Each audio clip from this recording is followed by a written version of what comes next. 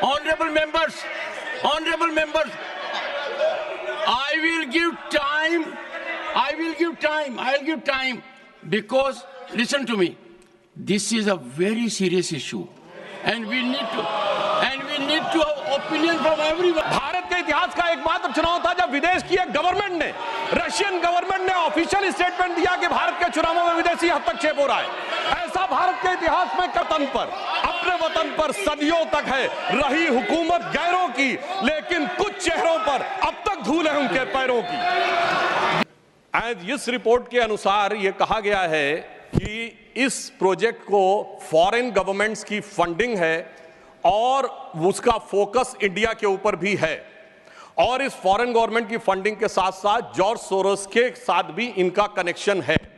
अब ये केवल हम एक रिपोर्ट के आधार पर नहीं कह रहे हैं सभापति महोदय, मैं सदन का ध्यान आकृष्ट करना चाहूंगा कि विगत 3 वर्षों से ये क्या एक संयोग है कि जिस समय भारत की संसद का सत्र चलता है, मैं सिर्फ एक संयोग बता रहा हूं, भारतीय फार्मर्स के बारे में रिपोर्ट आती है 3 फरवरी 2021, बजट सत्र है 29 जनवरी 2021। पेगासस रिपोर्ट आती है 18 जुलाई 2021, मानसून सत्र है 19 जुलाई 2021। उसके बाद 31 जनवरी 2023 से भारत की संसद का बजट सत्र शुरू होता है और 24 जनवरी 2023 को हिंडनबर्ग रिपोर्ट आती है। जनवरी 2023 में भारत की संसद का सत्र शुरू होता है और 17 जनवरी 2023 को बीबीसी की डॉक्यूमेंट्री आती है, इंडिया द मोदी क्वेश्चन। और गंभीर महत्वपूर्ण बात है, 20 जुलाई 2023 को भारत की संसद का सत्र शुरू होता है और मणिपुर वायलेंस का वीडियो 19 जुलाई 2023 ठीक एक दिन पहले जारी होता है।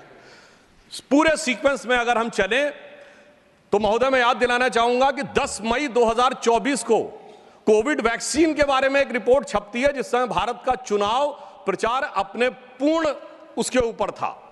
फिर अभी वर्तमान सत्र हम बताना चाहते हैं कि मानसून सत्र 22 जुलाई से 9 अगस्त के बीच में शुरू होता है और 10 अगस्त को हिंडनबर्ग की रिपोर्ट आती है। वर्तमान सत्र 25 नवंबर से प्रारंभ होता है और 20 नवंबर को अमेरिकन कोर्ट के एक अटॉर्नी की रिपोर्ट आती है एक बिजनेस हाउस के संदर्भ में। मैं सिर्फ देश के सामने बात रखना चाहता हूं।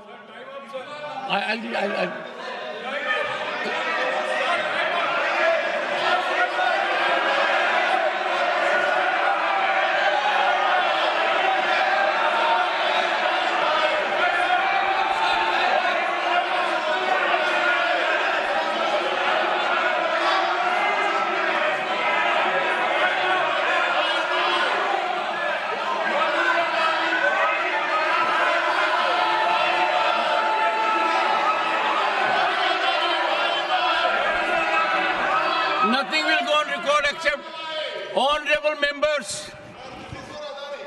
This is honorable members.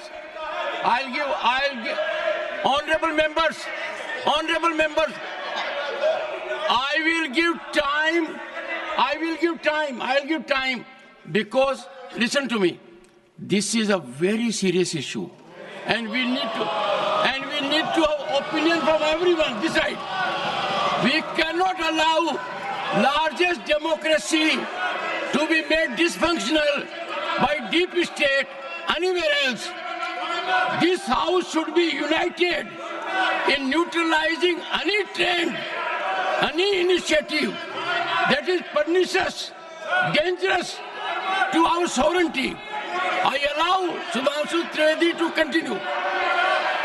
मैं सिर्फ ये बताना चाहता हूं कि विगत चुनाव भारत के राजनीतिक इतिहास के एकमात्र चुनाव थे जब विदेश में कोई रिपोर्ट नहीं, मैं विपक्ष सदस्यों से कहना चाहता हूं रिपोर्ट नहीं, भारत के इतिहास का एकमात्र चुनाव था जब विदेश की एक गवर्नमेंट ने, रशियन गवर्नमेंट ने ऑफिशियल स्टेटमेंट दिया कि भारत के चुनावों में विदेशी हस्तक्षेप हो रहा है। ऐसा भारत के इतिहास में कभी नहीं हुआ और इसके बाद दूसरी सरकार के द्वारा उसका खंडन किया गया। महोदय मैं अपने विपक्ष के साथियों से पूछना चाहता हूं कि यह जान के हो रहा है या अनजाने में? अगर अनजाने में हो रहा है तो ईमानदारी से आइए और खुलकर चर्चा करिए, यदि जान के हो रहा है तो मैं अनुरोध करना चाहूंगा कि इसके ऊपर गहन जांच होनी चाहिए, क्योंकि निरंतर मैंने सभापति महोदय मैंने कोई घटना कोट नहीं की है, मैंने केवल एक रिपोर्ट कोट नहीं नहीं किए। मैंने 3 वर्षों का सीक्वेंस दिया है और जो सदन में बैठा हुआ हर व्यक्ति इसके साथ अपने साथ बिल्कुल साफ साफ उसे देख सकता है। और मगर मैं यह भी कहना चाहता हूं सभापति महोदय कि जिन लोगों के दिल में यह ख्वाब है, यह बड़ी एक सहज स्वाभाविक सी बात है, जिन लोगों के दिल में यह ख्वाब है कि वो भारत को झुका लेंगे, तो मैं उनसे कहना चाहता हूं कि हम श्री नरेंद्र मोदी जी के नेतृत्व में जिस प्रकार से आगे बढ़ रहे हैं, ये मत सोचें कि विदेश से किसी चीज का आज प्रभाव पड़ने वाला। आज भारत अपने स्वाभिमान के साथ आगे बढ़ रहा है। मैं उन लोगों के लिए कहना चाहूंगा, सर जो विदेश में जाकर यह विचार करते हैं, जो कहते हैं डिफेंडर्स ऑफ डेमोक्रेसी यहां क्यों नहीं कर रहे हैं?